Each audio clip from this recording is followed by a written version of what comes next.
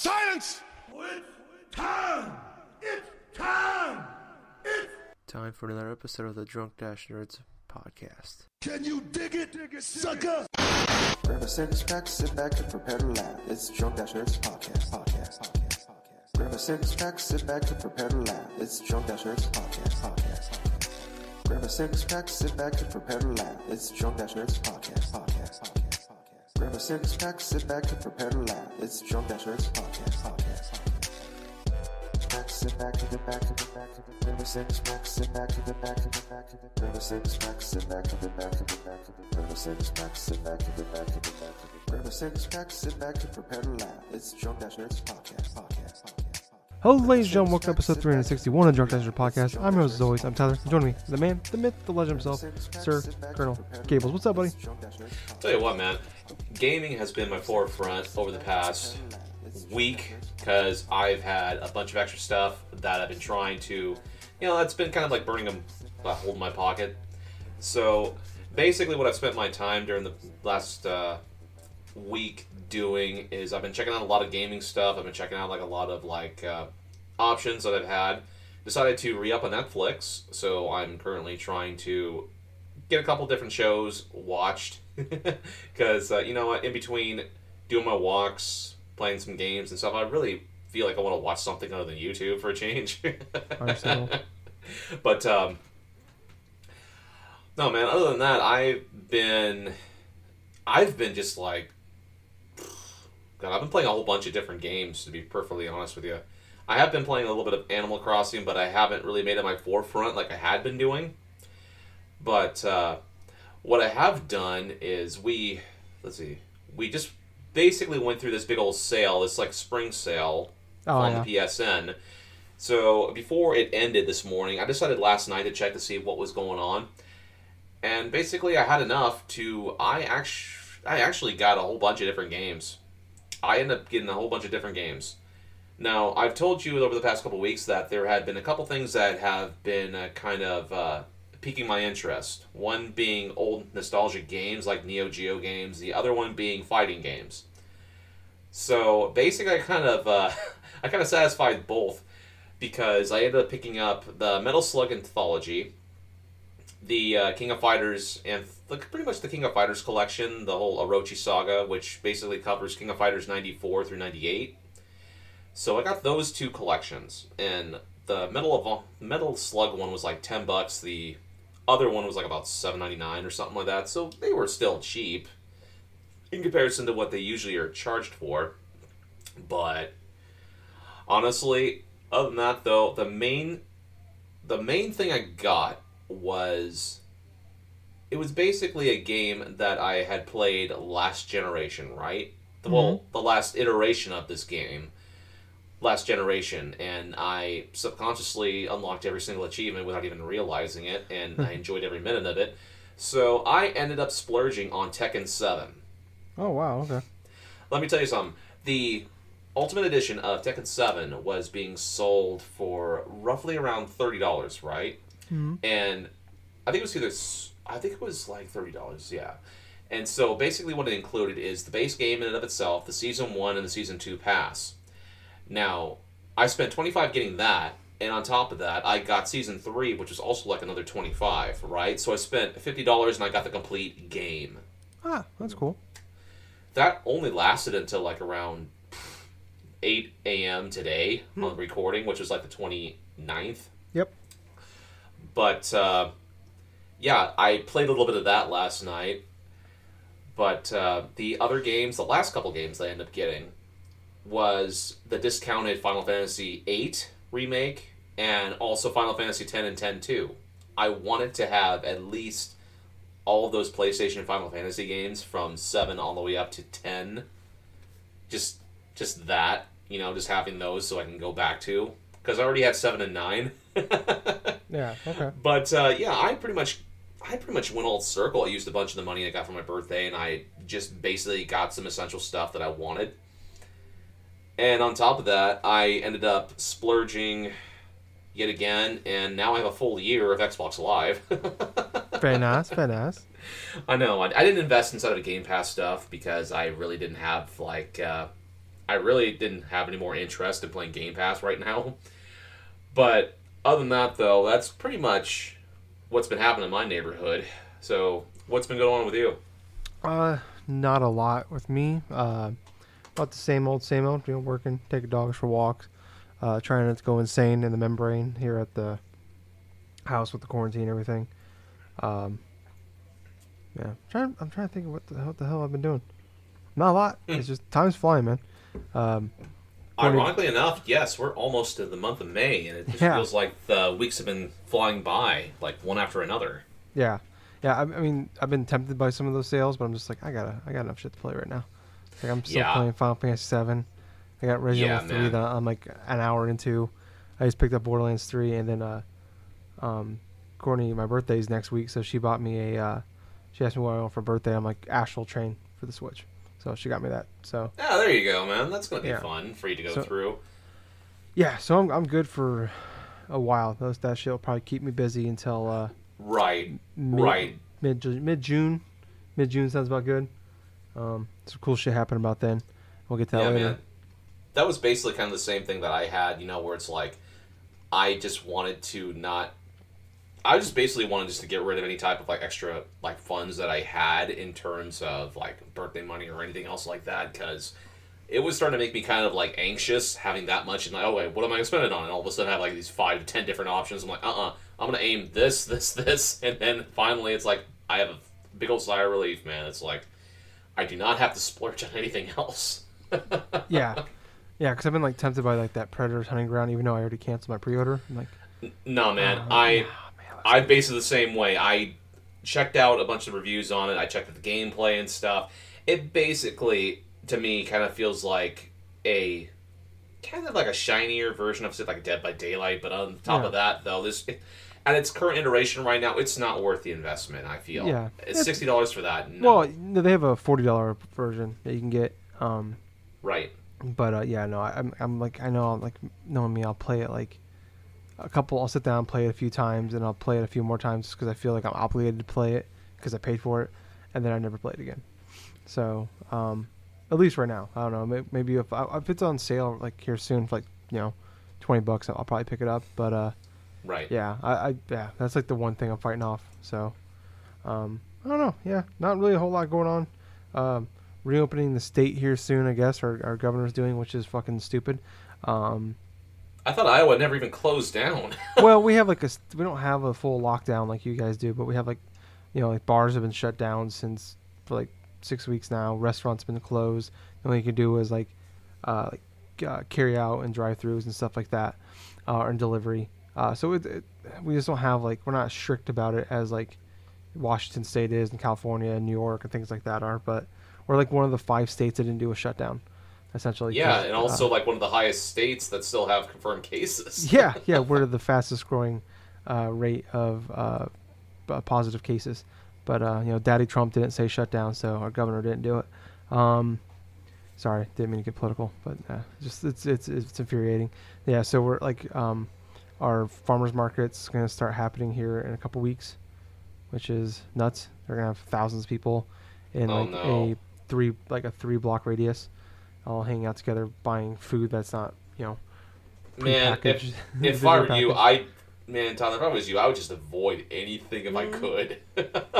Oh, don't worry, I am. Like, I'm not, I'm not worried about that stuff. But like, yeah. So that's where we're at. It's every day more and more frustration on that end. But overall though, we're doing okay. We're doing good. We're being smart. I finally got a mask that like fits me, so like when I go out I can wear that. I got one from work, so my grandma made all of us one actually. That's nice of her. Yeah, my parents and my sister, me and Courtney and stuff, but it was like I kept falling on my face and I couldn't wear it. Man, your grandma made you a bunch of masks and stuff. What have I been doing, man? It's like I've basically had a whole bunch of these bandanas that I've had for quite a while, and I've been using them.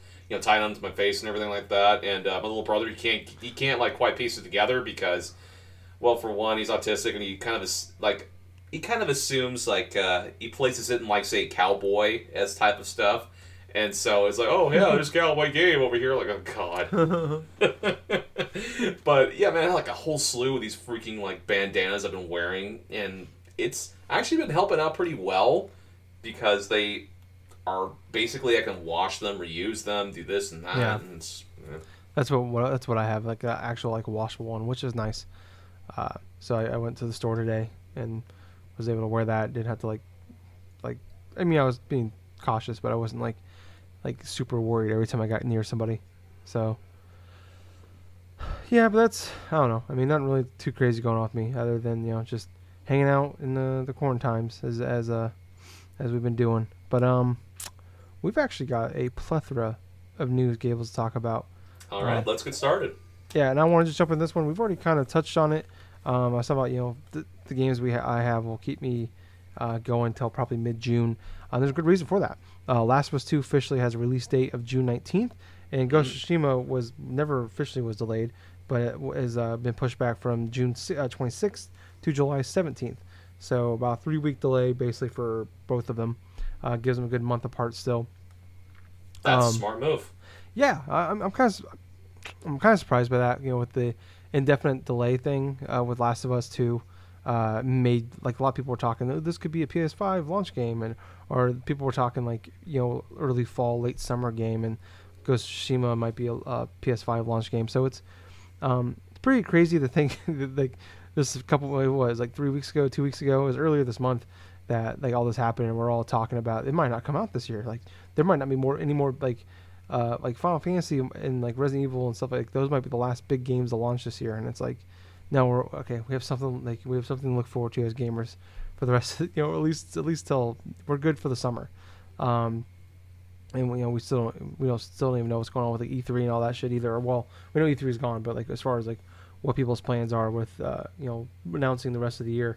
But I don't know. I mean, I'm surprised that they with the indefinite delay that it only got pushed back 3 weeks. So I'm wondering like when they delayed it if they knew it was only going to be a short delay, but they weren't certain. So they've already delayed it once. They didn't want this is their second delay. They didn't want to like say it's going to push back 3 weeks and have to delay it again. They want to be certain. So yeah, I don't know. I'm not really sure. But where are you at with this one, Gables? Okay, first off, I will say that it's a great move by Sony's part in order to space out both of those games. Yeah. I mean, a month apart, yeah, that's a good idea right there, because you have 1 month dedicated for Last of Us Part 2, and then you have the other one for Ghost of Tsushima.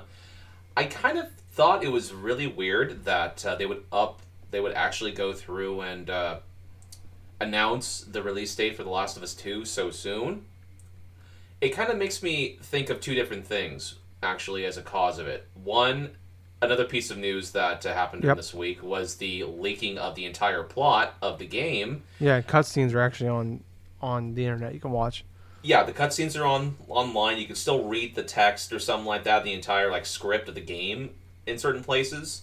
As a precaution, I know for myself, I've actually blocked The Last of Us Part 2, The Last of Us 2, like the term on Twitter and stuff. That's smart. Because I'm on the mind. I've heard a couple different reactions in terms of the plot itself. But at the same time, I'm of the mind where I'm going to buy it, I'm going to play through it, and I'll basically have my own piece of it, because I know for a fact how I feel like it's going to be unavoidable. I'm going to encounter some form of spoilers anyway.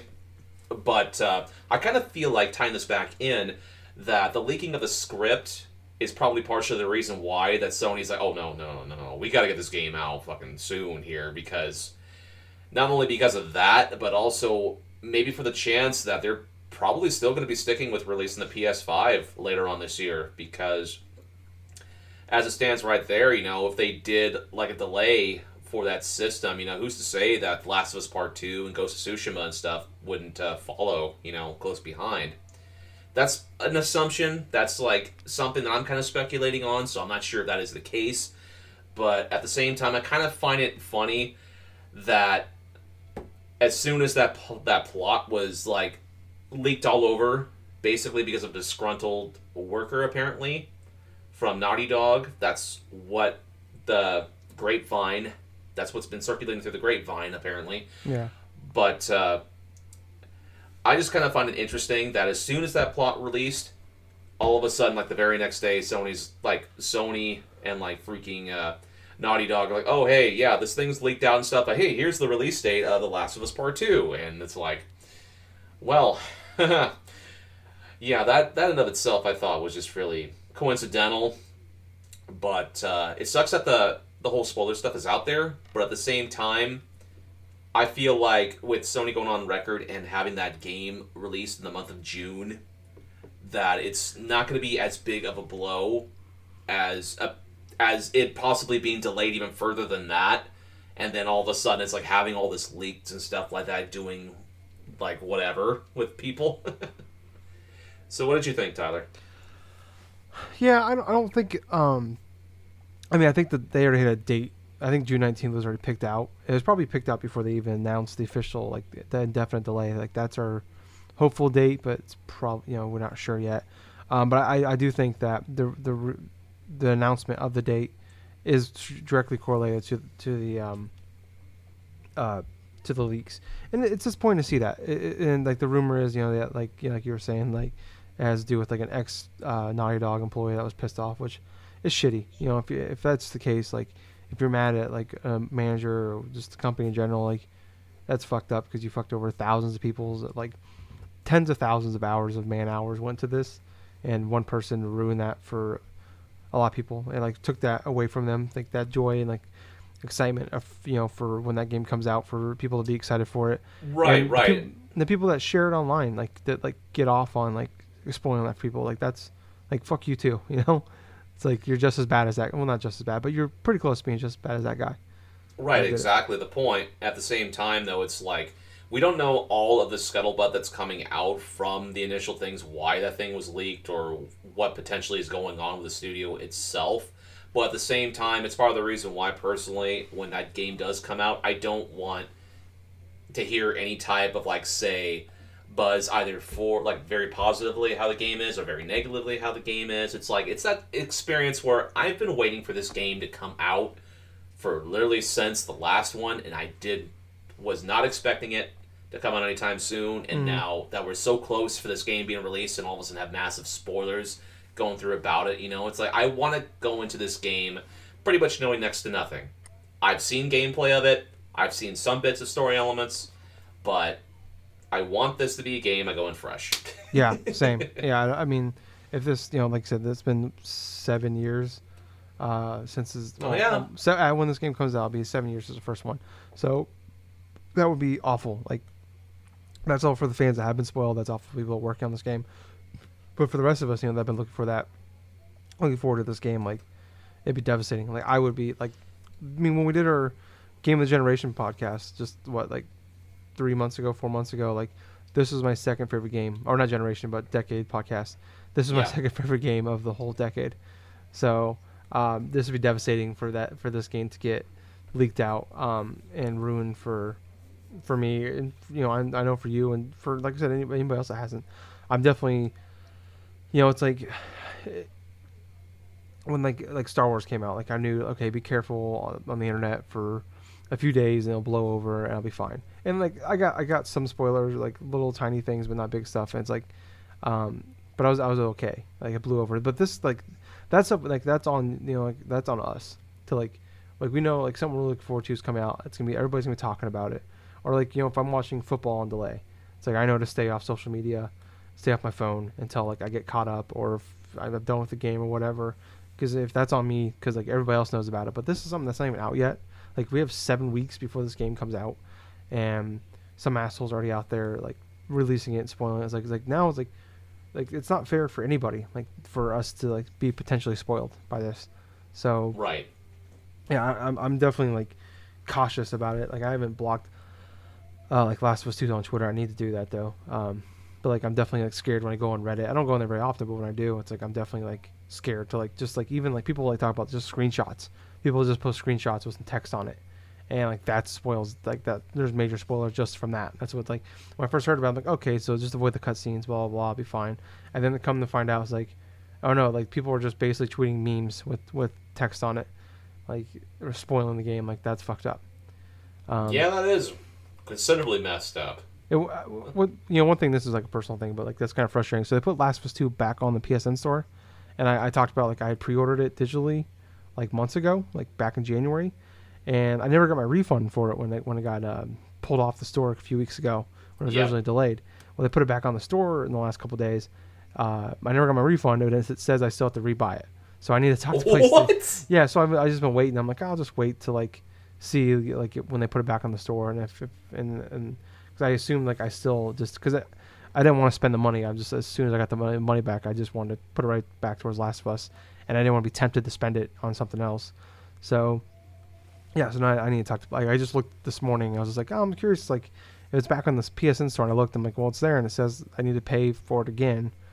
So that's not right. So yeah, so that's something I get to do tomorrow is go and spend 45 minutes of my day talking to somebody on the chat box on PlayStation support, and hopefully get my money back. I just want to be open. Yeah, I don't really want money back. If we just fucking put the purchase thing back on it, I'll be happy with that. But yeah, moving on to something else here. Another game. So a game that was revealed this week. And we talked about last week and a couple weeks ago. We talked about how like WWE 2K21 was canceled, and then last week we talked about how they're going to announce the next game this week. So it was officially announced. It's called WWE 2K Battlegrounds.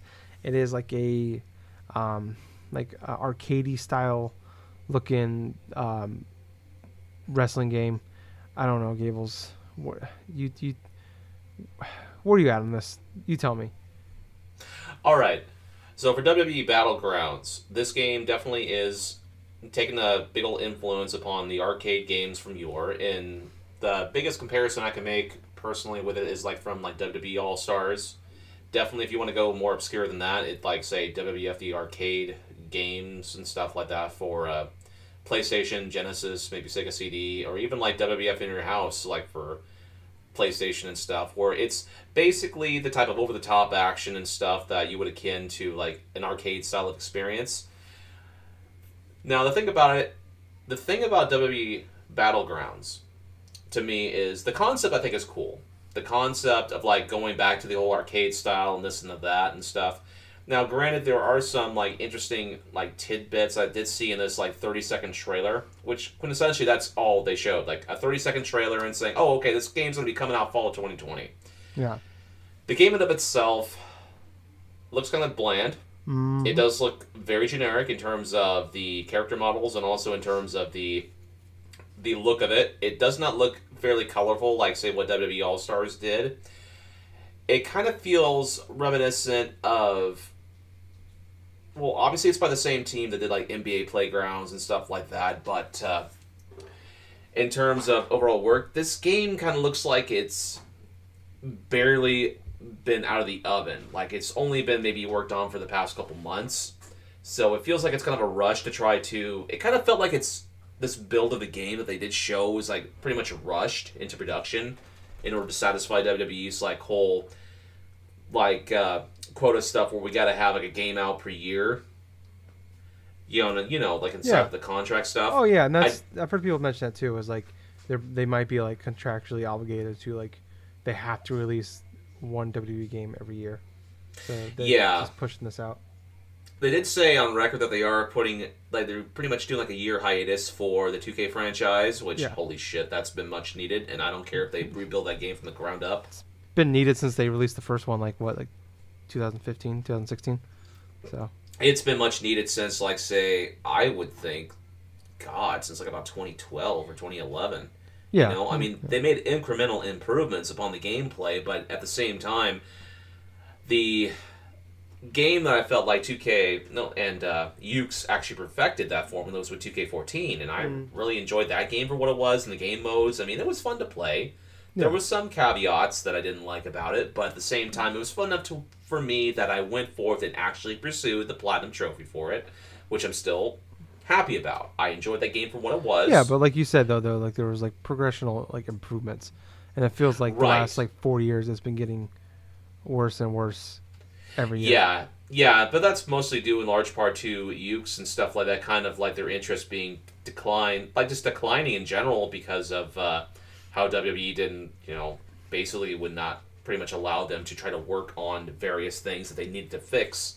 And of course we got the debacle with 2K20 last year, which, sheesh, holy shit. whenever that's a good clean example of what happens when you give the keys to someone's like engine or something like that if you're a game developer, and basically you just give them the keys and stuff to them and say, okay, have at it, and all of a sudden you're not told anything in regards to working on the whole system or anything else like that. Well, I remember, what was it? 2K was 15. 2K15. That was the first one for 2K, right? No. Or was it 2K14? No. 2K13. No, yeah, 2K14 actually. That was the first time they took over. THQ was WWE 13. Okay, but I remember WWE they didn't make nearly as much money on that one, the first one, because they when they signed the deal with 2K, we need a game out this year, so they had to build. They basically had to take little bits and pieces of what was left from THQ and build a game in 8 months. And I remember because a lot of wrestlers were pissed because of the cut they got from the game was way lower than they used to get, and it was because they when WWE's THQ went out of business, so they hurry up and find somebody else to make a game for them. And really, you think about since then, that happening is probably 7 years ago, 6 years ago, whatever it was. We're they're still feeling the effects of it now. I think that I wonder if they just never fully recovered from signing that contract. Well, you know what? That could possibly be the case in that regards. Not 100% sure. But to tie it back to Battlegrounds, it's Battlegrounds, it's basically a game that's being a rush job. That's pretty much what I got the impression of looking at this trailer for, God, a good solid couple minutes of it, and seeing the character models, the whole aspects, the action and stuff. I mean, I'm all for if it's a WWE Superstars, not Superstars, but WWE All-Stars type of game where it's just arcade stuff and loving character put into it. But at the same time, it does not look good at this point in time. Yeah, I agree. I what the hell's going on with Charlotte in that game? Charlotte Flair. She looks terrible. To be perfectly honest, they all with look you, terrible, man, but she looks awful. They all look terrible, man. It's both Becky Lynch and Charlotte just do not look good at all in that game. They just look, but I mean, The Rock, John Cena, all of them, they all look bad. But Charlotte is on the next. They all look like little people. Honestly, is what it looks like to me. And I'm not trying to be mean, but that's what they look like. Well, no. I've heard the same criticism too. Yeah, it's just, I sit there and watch it. I'm like, this looks like midget wrestling. Oh boy. It's just this. I don't know. This honestly looks like something that they would put on iPhones. It's a free-to-play iPhone game. That's what I got. I mean, we haven't really seen any real gameplay. We just saw the little teaser with some, I assume, gameplay in it. But I agree. I think it's probably some this is a game they were working on in the background, a small crew. And it's we'll put this out eventually, maybe next spring when it's that middle of in between the new one, the 2K games. Yeah, now it's gonna be coming out probably October or something like that. I don't know. If it comes out and it's middling reviews, a 7-8 kind of game, which I think at best it will be, and it's a decent price. I mean, it can't be. If it's more than $30, go fuck yourself. But I'll even suggest saying I wouldn't pay more than $20 for that game. Yeah, if it 20, I mean, it'd be 20 for me to unless it comes out with exceptional reviews. If this came out and it's $20 and it's middling, I'm okay, maybe, because we want a great wrestling game to play. And it's I enjoyed Fire Pro Wrestling for what it was, but it's not fun because it's just made up generic characters. It's I want, they had some of the the New Japan guys. They did have a story mode with it too. Yeah, there's a story mode in there. Some New Japan guys in there, but it's I wanted I don't know New Japan like I know WWE. It's give me those guys. You guys have all of the licenses I want. It's I want a cool NFL Street game. I want a street style football game, but I don't want a generic one. There's some out there. It's I want the NFL with the players I recognize and the know and the teams I know. Right. So. But what can be said, especially during this generation of gaming, is the wrestling fans, they've been starving for great wrestling games, and we have hardly gotten any type of great wrestling games this generation. I would think that WWE 2K14 was a good game in that regards.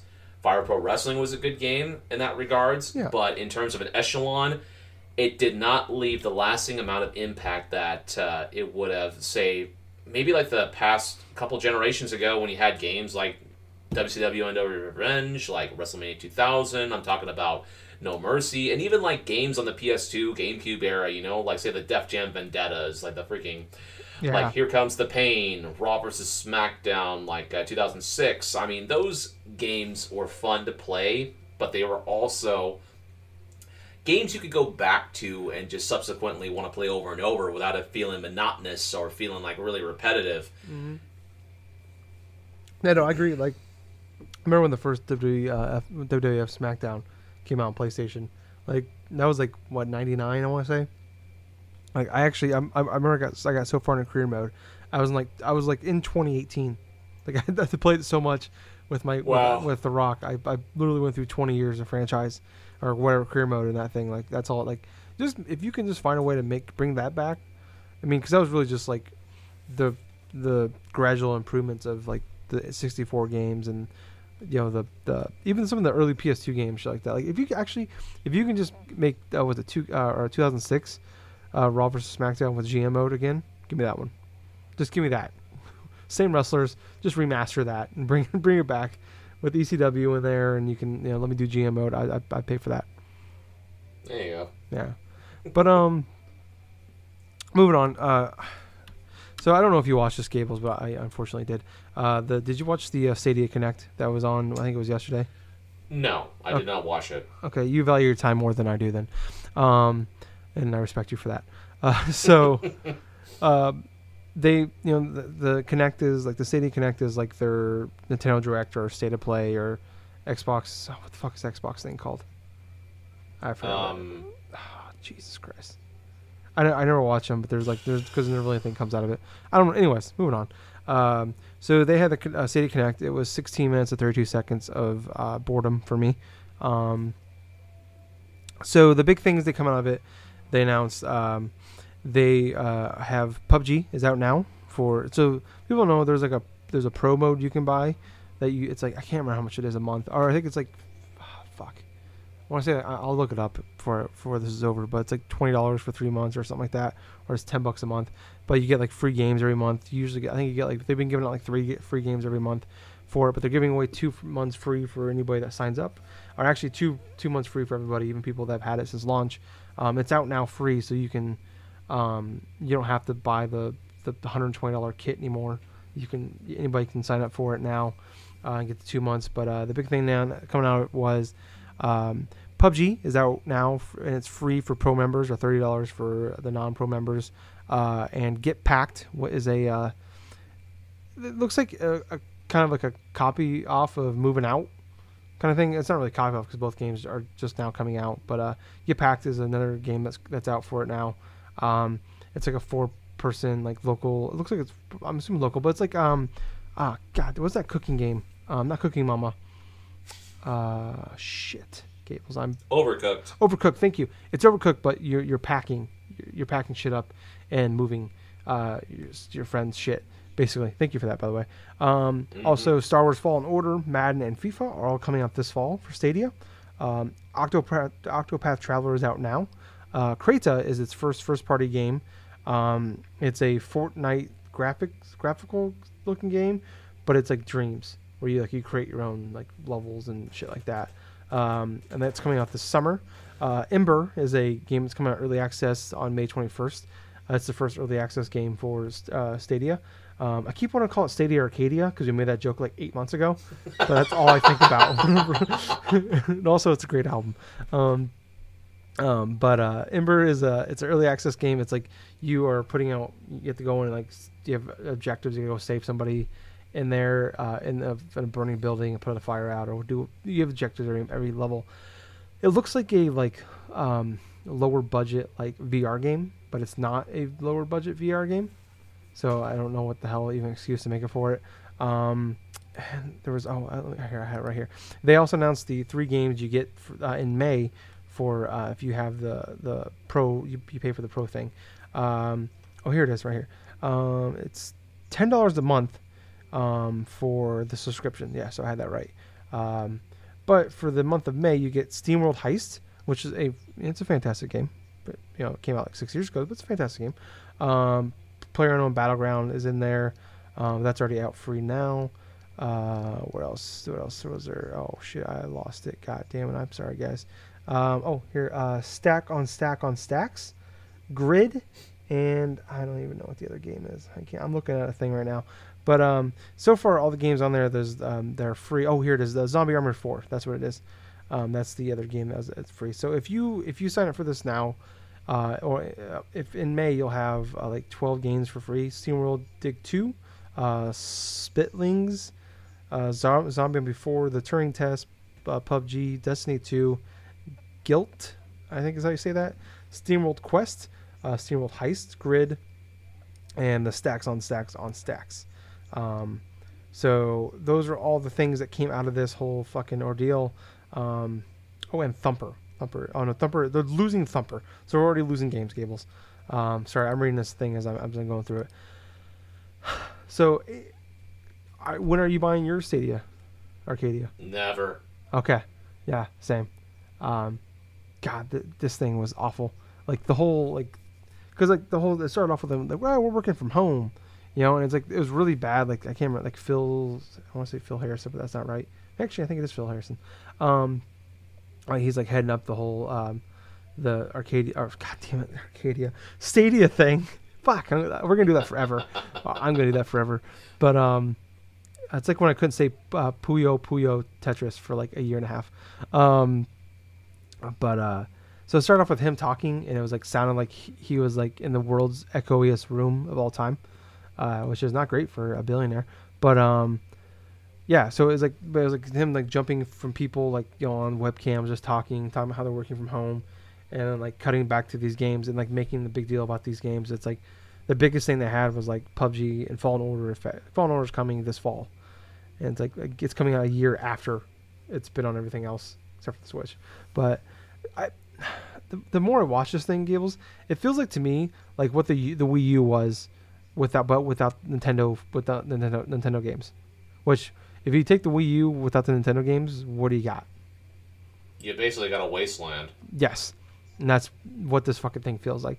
Now I know it's early; it's only been out like it's just now really came out, but it's been in like essentially like they don't want to call it early access or a beta, but it's what it's been in the last 6 months or so. But I don't know, like even like their first party game, the Creta thing, like it just, I don't know, like it looks like you just stole like, hey, we want to interest kids, so we'll make it look like Fortnite, but we'll just copy off Dreams as well and do that. Like, I don't know, nothing is coming out of this. Oh, and Doom, like they spent probably more time talking about Doom Eternal than anything. They like had a whole like 3-minute trailer and a 16-minute video promoting Doom, and they promoted Doom multiple times. I'm like, that thing's been out for over a month now, and it's on everything else. It's like it's even on Switch. Calm the fuck down, all right, guys. I don't know. I want this to be good. I want this to succeed. Like I love this idea of eventually like not having to buy a $500 box, possibly twice every, or buying one every 5 years, and then when they eventually upgrade the consoles mid-generation. I would love it if I can just stream my games or have like some little tiny, or give me like a fucking hard drive I can store these things on and download. But like this, I mean, I hope I want this to be the future. Like I love having a PS5, I love having the Xbox. So it's nice to have, but if I can not have to spend $1,000 every 7 years, 8 years or more if you include Nintendo consoles, and I could just, have everything digitally, I would love to have that. But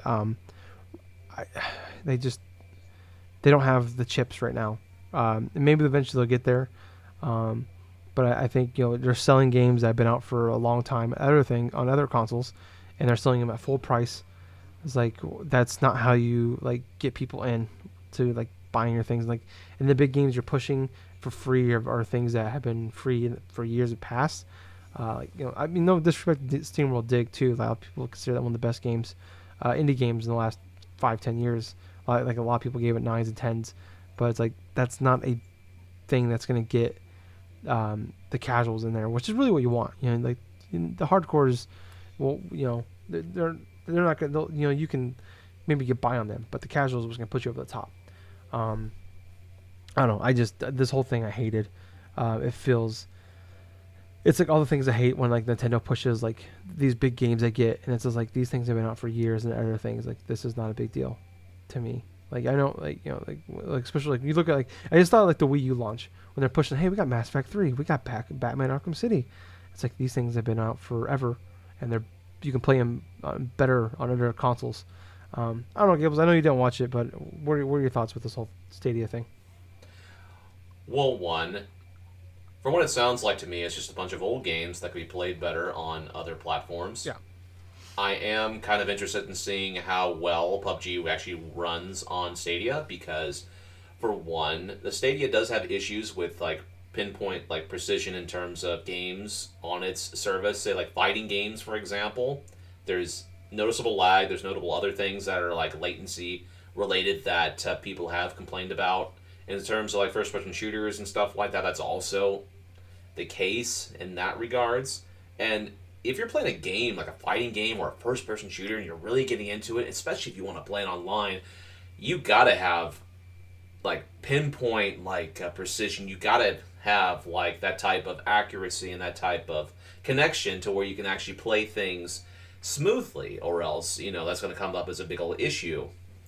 But overall, my thoughts of it, it's like it's kind of too little too late in my honest opinion.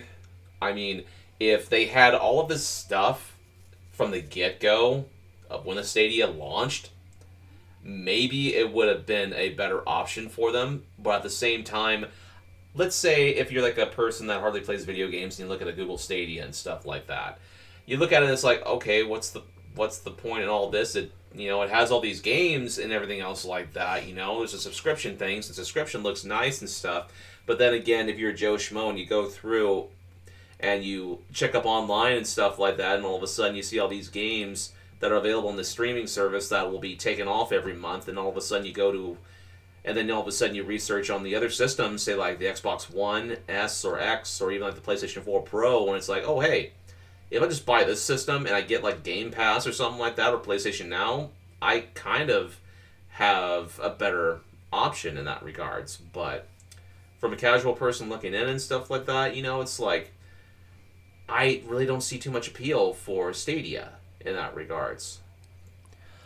Yeah, I mean, it definitely. I mean, as long as they, hopefully, if they stick with this long term, like it will do well. But I don't. I mean, I wouldn't be surprised in 2 years. Like we're like, what's that thing Amazon did again?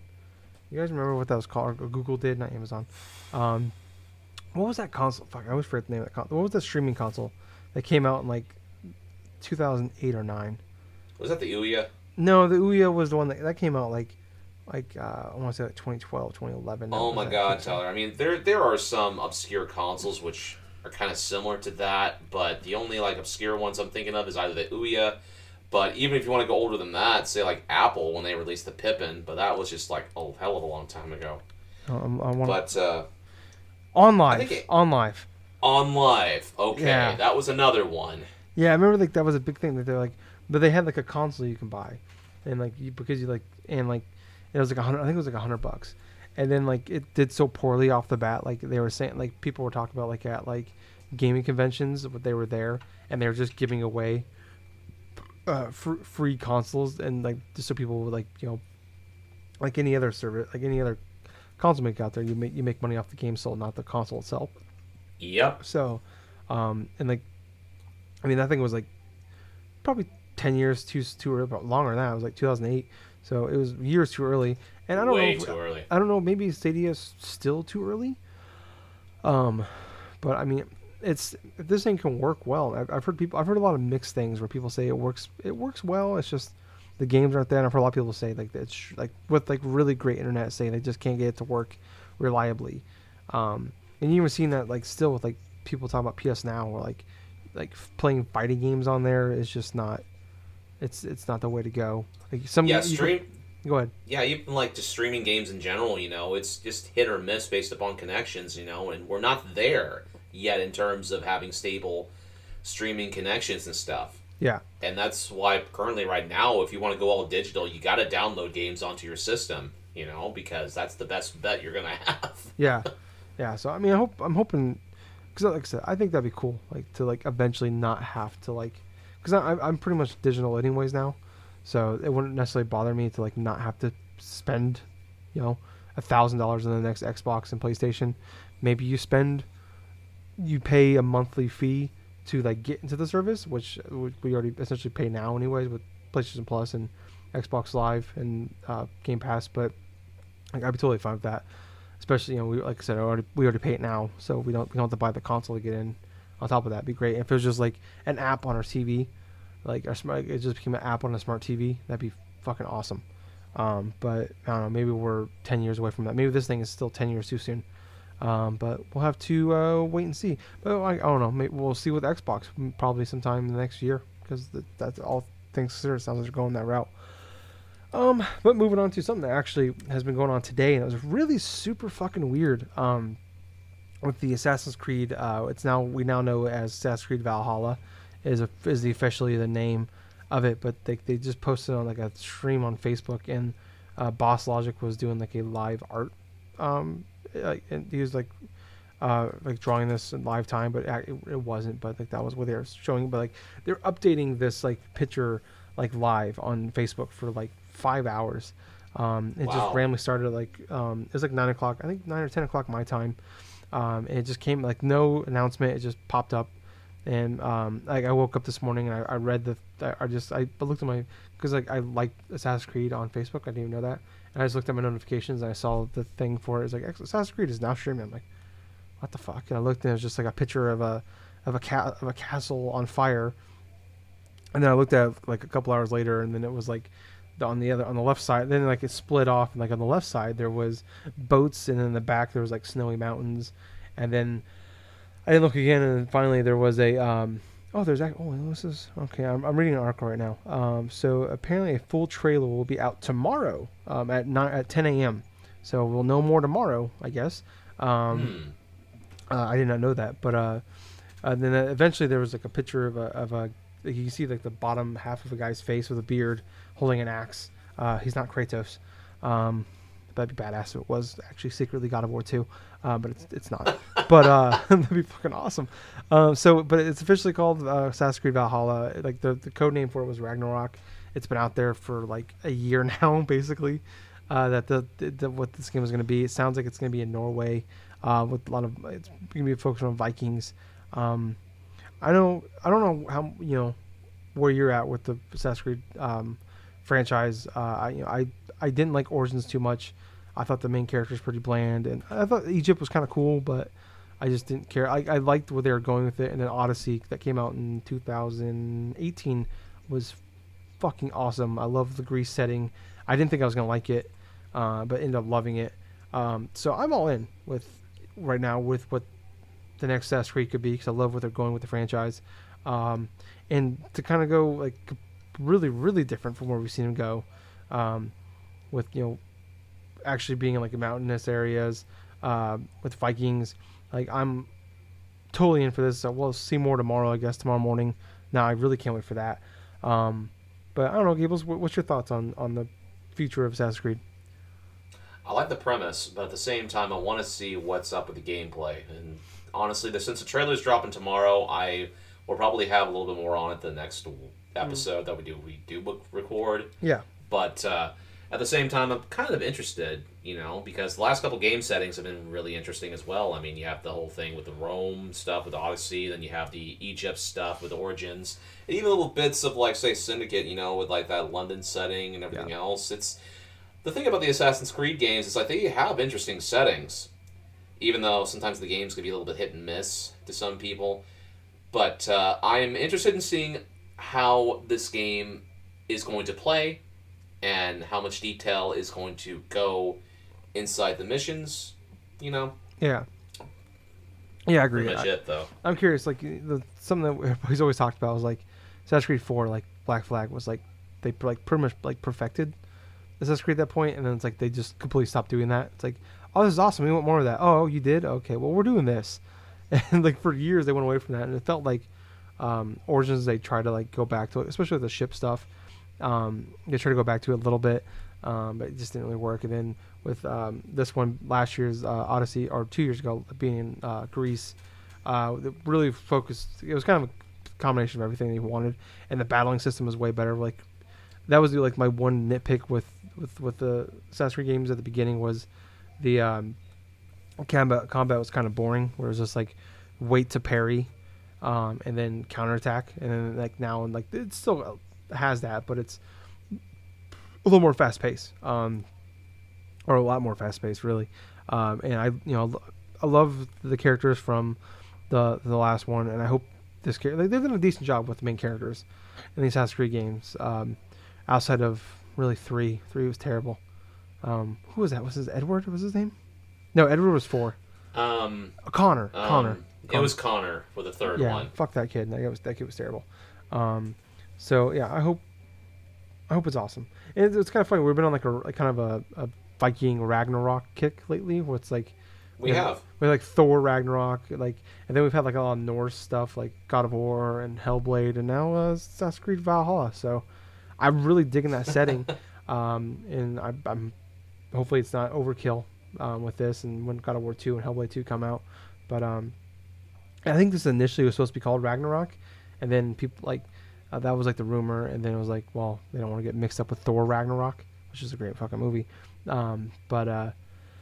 Yeah, so I guess we'll wait to see more tomorrow in the morning, and then we'll talk about more next week. So I didn't recognize that was a trailer that was happening.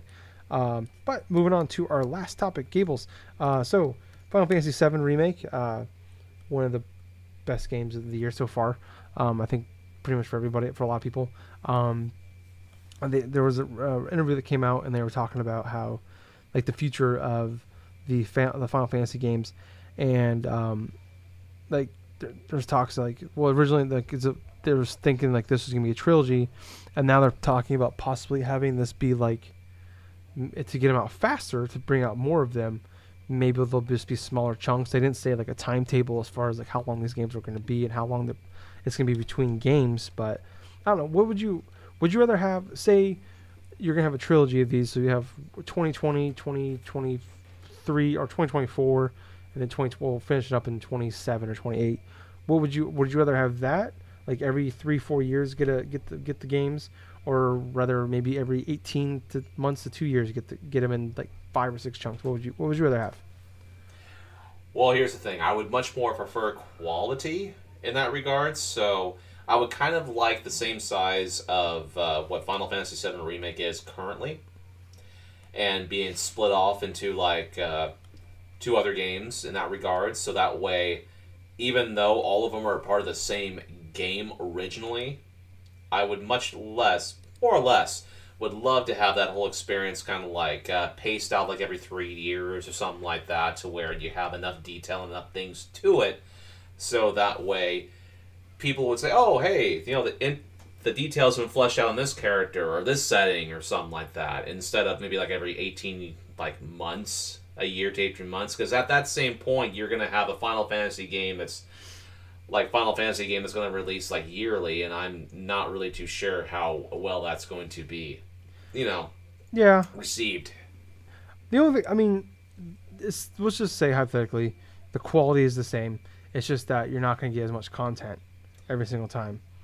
Like, but the game is still going to be just as good, but maybe there'll be, instead of 3 40-hour games, maybe you'll get 6 more or 4 more or whatever. 10-hour games. 15, yeah, 10 to 20-hour games. But like I said, the quality is the same. Like, would you still stick to that? Having 3 big ones, or rather than 4 or 5 smaller ones?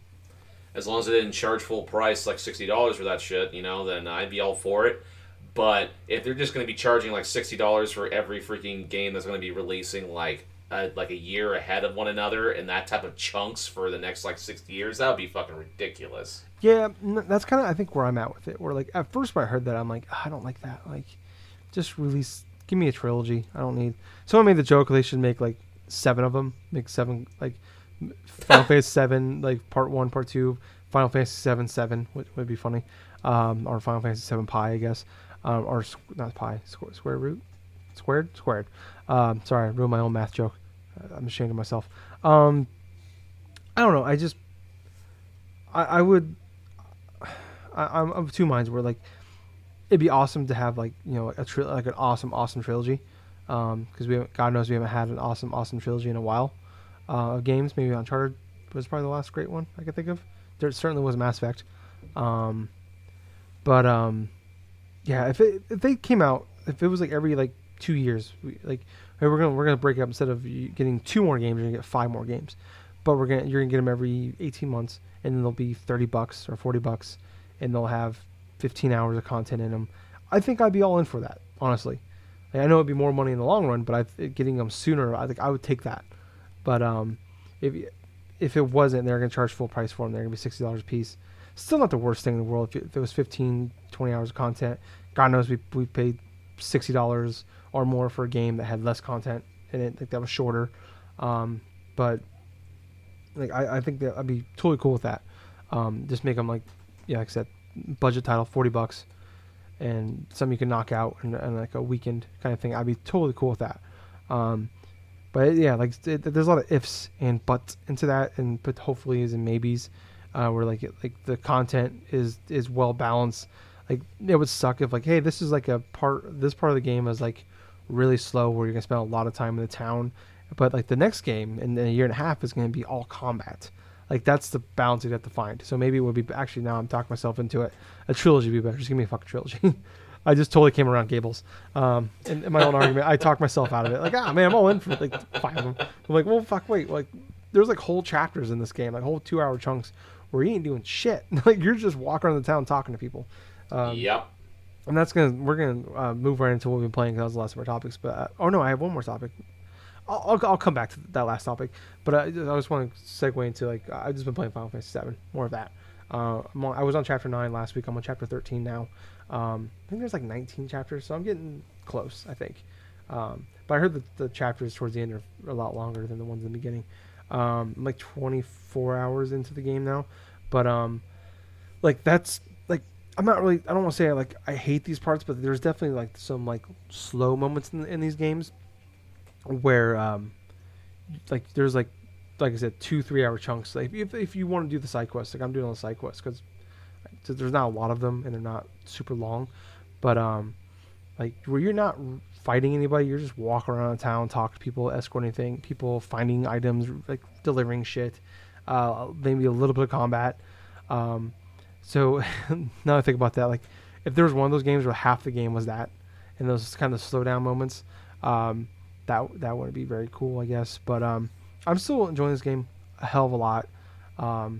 I love like the build, like there's like those slow moments I'm talking about, but like when like they gradually like you get out of the town, you get to like this next section, and the gradual build up to like the next big fight, the next big section, like I'm like they are like killing that for me. Like we were talking about a lot of like the Pokemon Sword and Shield, where like the gym battles are pretty awesome because they have that big fight feel to them. Yep. And like they're doing a good job of this, where like they're like building these up to like these like super epic awesome moments. So like you're going in there again, like take down the reactor, like there's like it's like there's a lot of cutscenes, and you're seeing like the other character, like the bad guys, or like what they're doing. So like there's gonna be a head-on collision going in there. So like they build it up, like it's kind of like bring back like a feeling I haven't felt like playing a game since I was like a kid, where it's like, oh, I can't wait to fucking take this guy out, or I can't wait to fucking get to the top of this fucking thing to like fight this or see what happens next. Like they are like totally rope me in. Like I get chills like when I'm watching some of these cutscenes, because like this game is shot so beautifully well. Like the direction of it, the way just like the camera work, and like which something you don't say very often in video games. Like outside of like God of War, I feel like we don't talk about like camera work in cutscenes. Like we talk about like bad cameras and like original Resident Evil games and like games of the past, but like to talk about like the cutscenes and like the way that it's shot and the way the feel of it, like a game I haven't thought about that, or like in like a positive way, in a game outside of like I can't think of outside of like God of War. And that game was just because like there was all one cut. The camera never cut. But like I just love like these big build-ups, like the fight to like one of them like I was doing today. I don't want to spoil it because it's fairly deep into the game, but like you had to climb to the top of like this whole like this barricade, and like there was like every floor you had to fight these guys, and like every couple floors you get a cutscene seeing what's going on with you, and your other characters are helping you, and then like the bad guys. And it's like, oh fuck man, I can't wait. Because I know when I get to the top, I'm gonna fight these guys, and I can't wait. Like I love that. Like those little moments in there, like I'm like, all right. Like there was like one whole section, like the Honeybee Inn, which is like the one like it's like famous here, but I knew about it for years. Where like you have to like Cloud has to dress up as a girl, and it's just like Right. there's this whole section where it's just a fucking rhythm dance game. Gables. There's a goddamn rhythm dance game in fucking Final Fantasy VII, and like it, like it's so stupid. But I was like, okay, I'm like, I don't hate this. It's like, it's fucking out there and it's weird. But like, I'm not like, I don't know, like this is something I should hate. Like there's a lot of things in this game I should hate. Like there's certain parts like I don't like the way some of the women are dressed in this game because it makes me feel awkward. It's like when I was talking about like when I played Bayonetta, it just makes me like feel kind of creepy. I'm not trying. Like no, this is like a really good game. It's like it's a Catherine all over again. Where it's like it's my worst nightmare. It's like no, it's like it's a legitimately good game. But it's like I know the women are like they're like unproportional. They don't like the way they look don't make sense. It's not rational. Right. But the game, and it's just the type of thing you don't want to play in front of your girlfriend. Pretty much. This is all things, all conversations and things that have happened today while playing this game. But I'm just like, man, I don't like. But it's like even before that, like I've talked about before, even like playing Bayonetta, it's like the worst thing, the last thing I want is someone to walk into the room while I'm playing Bayonetta. Like I can't explain that away, you know. It's like it's a really well made game, but I can't you can't explain that away. Like you just look like a creep and perv when you play that game. And it's the same thing with this, but yeah, no, it's a fucking goddamn blast. Like it's challenging. Like it's not overly hard. Like there's definitely been a lot of moments where like I've come close to dying. I think I've only actually fainted once, but like it just put me right in front of like where I died. So like the auto saves are really well done. Yeah, man, it's just like it's been like 3 weeks since this game's been out and it's still got its hooks in me. It's like I don't want to quit. I don't want to quit playing it. I can't. I think about this game all the time. It's like fuck. All I want to do is like I'll be laying there in bed. I'm just like, all right, Courtney's still asleep. I should really go back to sleep because I didn't go to sleep till like 5 o'clock in the morning, and it's only like 9 o'clock in the morning. It's like, do I go back to sleep for like 2 more hours or do I get up, play a couple hours of Final Fantasy VII? Well, goodbye sleep. Final Fantasy VII it is.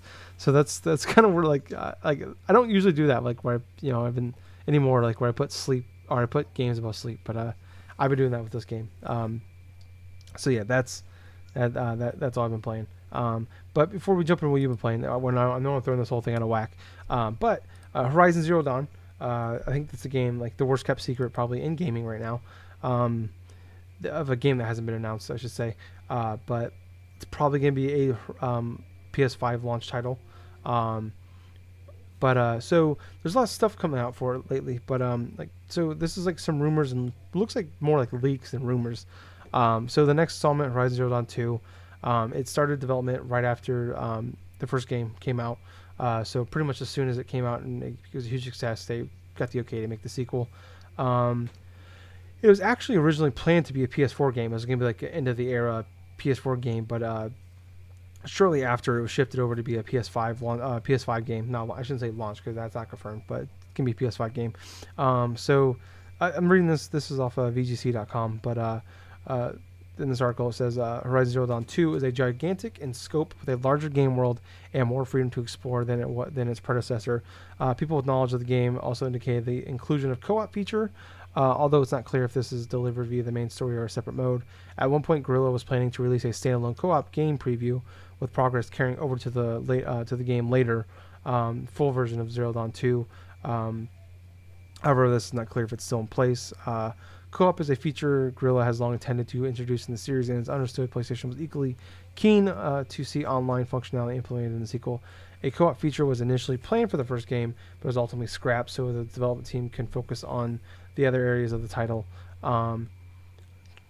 Okay, so I'm just kind of cutting through the rest of this here.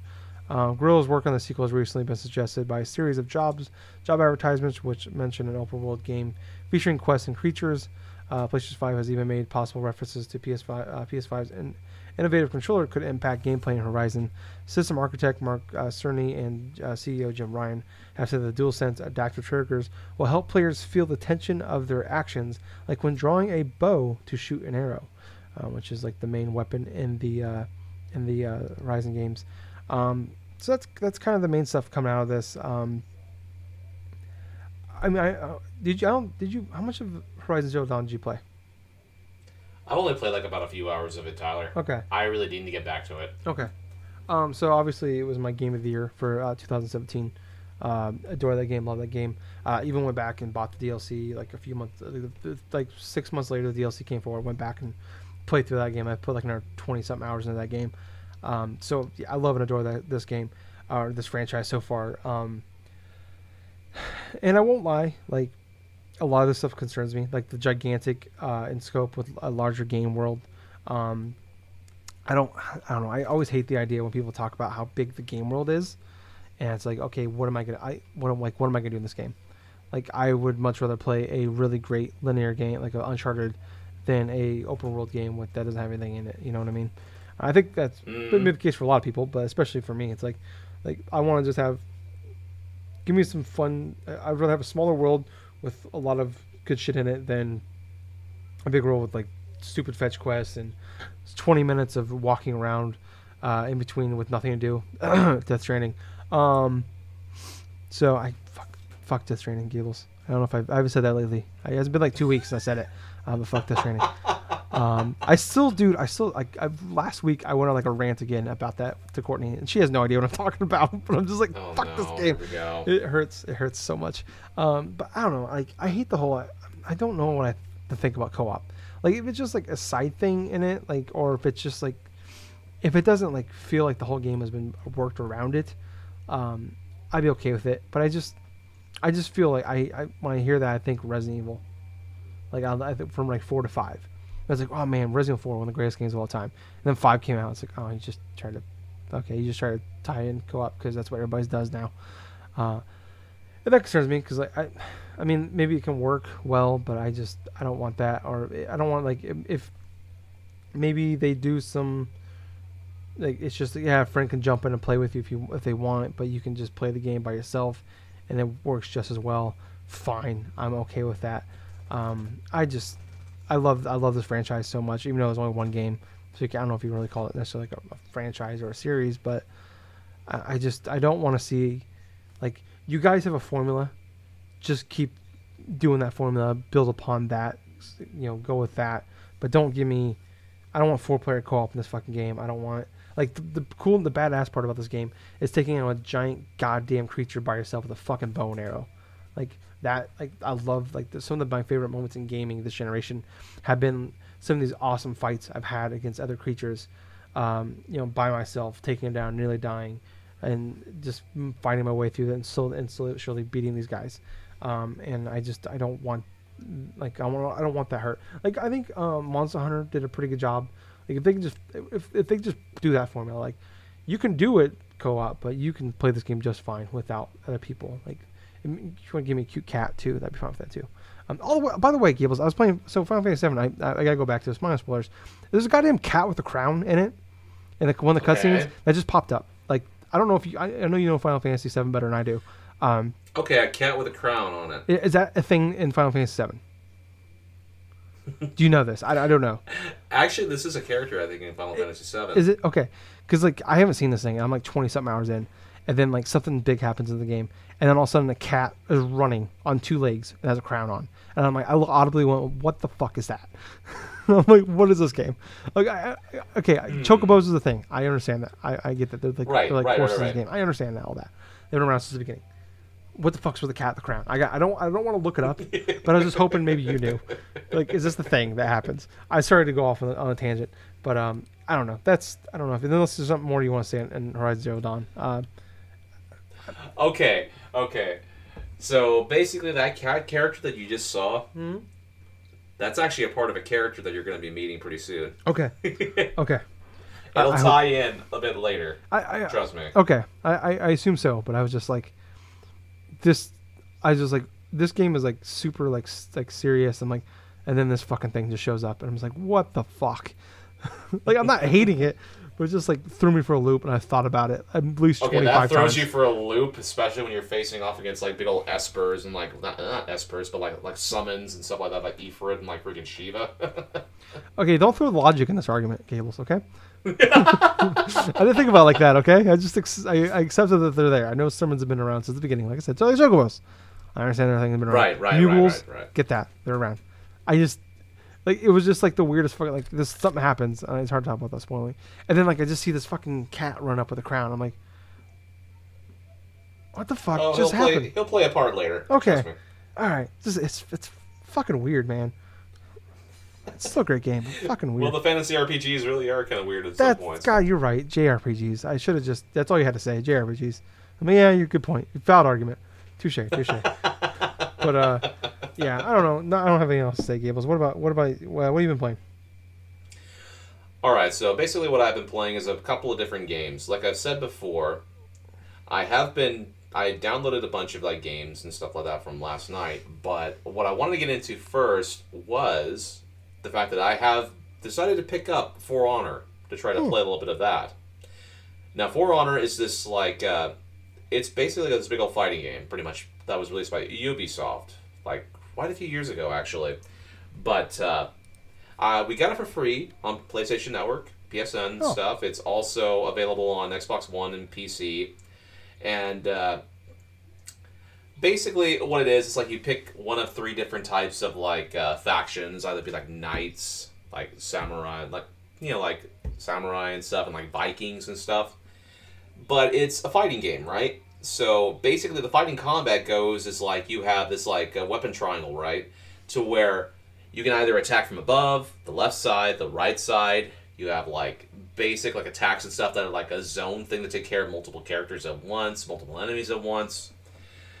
It's a big old like team type of game, pretty much. So you can do things like 1v1 if you wanted to, or like there's like a 1v1 all the way up to like a 4v4 sort of option. So one of the streamers that I have been watching, her name is the Virtuosa. Virtuosa. Pardon me. Kind of slurring it a little bit. But Gables is drunk. No, I don't drink.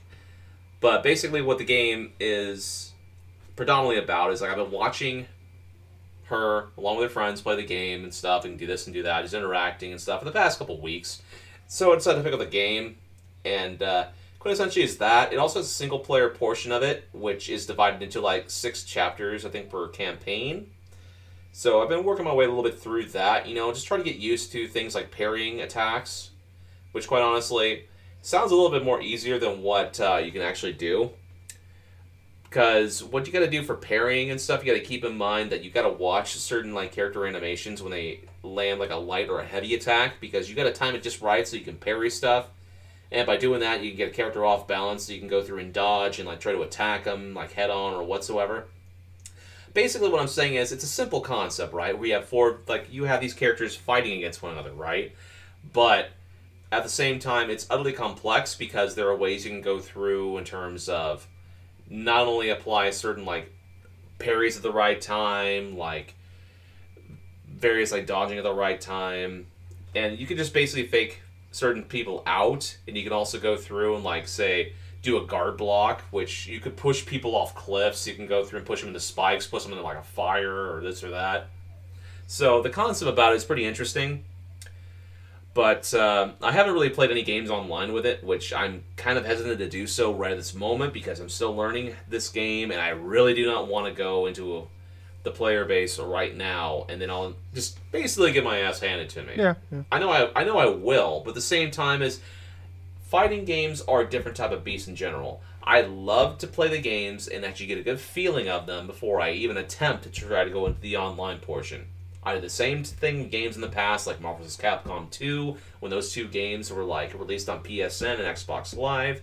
The same concept I had with, say, Dragon Ball FighterZ, which when I went through the whole complete like story mode portion of it and just practiced with my characters, I did try the online. There's a bunch of good people playing like Dragon Ball FighterZ online, obviously.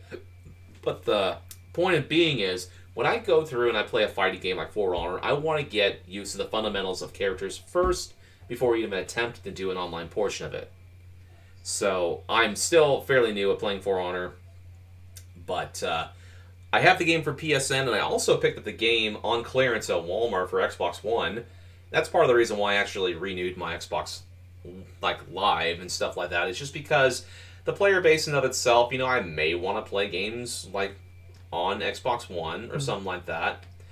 But it was just something that myself and another member of like our chat or something just going back and forth and stuff.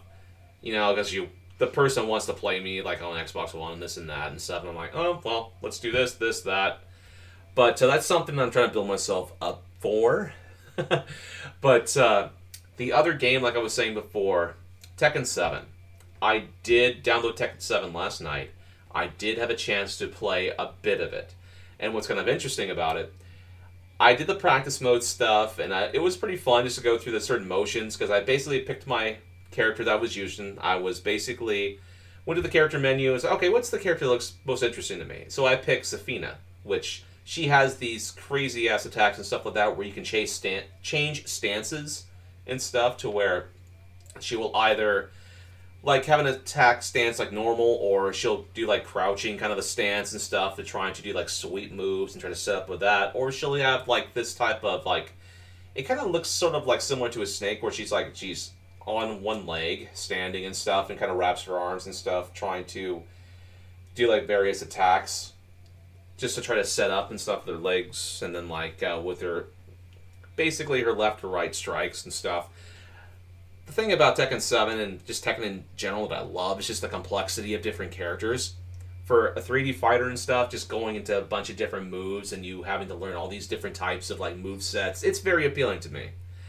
But what's kind of hilarious about it is, even though I did get a lot of the season passes and stuff, and I got a whole hell of a lot of things just from the get-go, the time I spent the most playing, and this is going to be kind of like this is pretty much going to be like one of the most Gables thing possible, is I went into the bowling mini game that they had with it. Because basically, this Tekken 7 game, the last season pass that it had a bowling game inserted into it. And so there's a feature you can go through and select. It's like, okay, Tekken bowling. So what's kind of hilarious about it is you pick a character. All of the characters are graded by how good their spin and their powers are. And so I used the same character I used in practice mode and just started playing a little bit of bowling as her. And it's just as every bit as goofy as it sounds, and it's pretty goddamn amazing in that regards. Because here's the thing. It's kind of has a standard fare to where you have a power meter and stuff, and you have to match that alongside angling the ball so you can go through and just apply a specific amount of spin in what direction you got through, or how much power you put behind the ball. The bowling ball in of itself has the Tekken 7 logo on it with like little like thunderbolts or something like that off of each side. And there's actually, if you overdo it with a power, and this made me laugh out loud, like a couple times I did it, when I didn't meet the bar and I just overpowered it, your whole entire character goes zooming into the freaking like bowling pin and just knocks out every freaking pin. So I did it like about 3 or 4 times in my first game, to where my power meter just went up a little bit, and all of a sudden, just a little bit past it, my whole entire character just go flying towards the freaking bowling pin with the ball still in their hands and stuff, and just did it that way. It's like, okay, that's a gutter ball. It's like, no, oh god. And then what's hilarious is the first time I got a strike, and all of a sudden I see like Zafina's like celebration taunt, and it's just basically her kind of contorting her body in sort of in like a specific way and stuff like that, to where, yeah, this is fate. It was just some goofy, campy shit, which I absolutely just loved.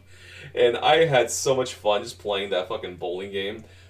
Even though it's not like predominantly like a main game type of thing, and even though it was just something that was just put in as like an extra feature inside of the latest season pass of it, it is fucking amazing. It's goofy as hell, and I love every bit of it. Because you can take the most serious characters, like, say, Heihachi, or, like, Kazuma, or, like, Jin, like, Kazama, or something like that, and you just have these super serious characters just play bowling, and all of a sudden just start reacting, like, in their serious poses, and this and that, while they're just fucking bowling and trying to have a good time. It's just amazing in that regards. But, I have yet to play through the campaign. There's a story mode inside of this, and it's split off into multiple chapters. So I'm really hesitant if this story mode is better than Tekken 6's, because in Tekken 6, I specifically had times when I was playing that campaign where it was like, okay, this is a basic beat-em-up type of function, because you only control like specific characters in specific chapters, but the whole chapter where I had to fucking beat Double Gene on a freaking train in this 3D perspective to where I am basically facing off against an overpowered character, and I'm trying to knock him off the goddamn train in like a specific time. But that was back in Tekken 6. God, years ago now. But yeah, I'm very hopeful that the campaign for like Tekken 7 will be good. And what I love most about so far what I've seen, like through the trophy list especially, it's like it's not really dependent upon how many games you go through and win like online. There's like one trophy. It's like, okay, win 3 consecutive games. Okay. Oh, in the tournament mode or something like that, in the battle tournament, win 1 match. It's like, okay, that's fine. That's fairly doable. You know? It wasn't like that with the Tekken 6 either, you know? It wasn't that bad in Tekken 6 either. And that's part of the reason why that when I had so much fun playing that, I unlocked everything without even knowing it, pretty much. The last things were like story elements. So, yeah, I look forward to sharing more about Tekken 7, but also I will say there's a couple decisions that I did have to make in regards to after I went through and purchased a lot of these games. Now, I'm fairly certain that we will be doing a Games of the Generation podcast probably in the next like 6 months, possibly. Yeah, probably. And I've made like an executive decision in regards to that. So in terms of for the rest of the year, I am going to just stick with the PlayStation 4. Okay. In terms of playing what I want to play. There's a hell of a lot of games I got in the backlog, but on top of that, the only exceptions that I will make is for online games that basically I've been playing. So, say Dead by Daylight, or Rocket League, or For Honor, or even like Animal Crossing like I'm doing now. Those games are going to be the games I play in between what I'm going to be doing the massive like single player stuff. And there's another caveat too. There's another thing that I'm putting forth in terms of like goals, kind of like a bullet point things of what I want to do, right? I want to focus on beating the games. I don't want to focus on completing them. I want to get the good experience in these games without having to overspend on something that I was going to maybe go through and spend a hell of a lot longer. But those are like the two criteria that I'm going for right now. But the main thing is I want to experience a lot of the great games I have on backlog right now on the PlayStation 4, and I want to focus on beating them. Those are the guidelines for me. But other than that, though, it's like, yeah, this generation's almost over. Yeah, it is. It's crazy to think that. I mean, well, assuming nothing gets delayed, yeah, it's almost over. So it's gonna be like I said, it's crazy. Everything's up in the air so for the rest of the year. But yeah, I think that's gonna wrap it up for the rest of the week or rest of the show for us guys this week. Thank you so much for listening. If you want to hear more from us, we have a Facebook page and group. We're on Twitter. We're on Twitch, YouTube, Spotify, iTunes, all those places. Just look up Drunk Nerds Podcast or Drunk Dash Nerds or Drunk Dash Nerds Podcast. All those places. Like, join, subscribe, follow. I don't know. 5-star reviews, leave comments, like us, do whatever we can to help share us out there, retweet us, anything you can do to help share us more people, we appreciate. But until next time, guys, I was host, I was Tyler. And I've been Colonel Gables, so until next time, everyone, I hope you have yourself a great week. I thank you all for listening to this fun-filled episode of the Drunk Dash Nerds podcast, but most importantly of all, just stay safe, everyone. Yeah, definitely. Wash your hands, wipe your ass, stay the fuck away from people. And Gables? Yep. Too sweet. Too sweet, man. Bye, guys. See ya.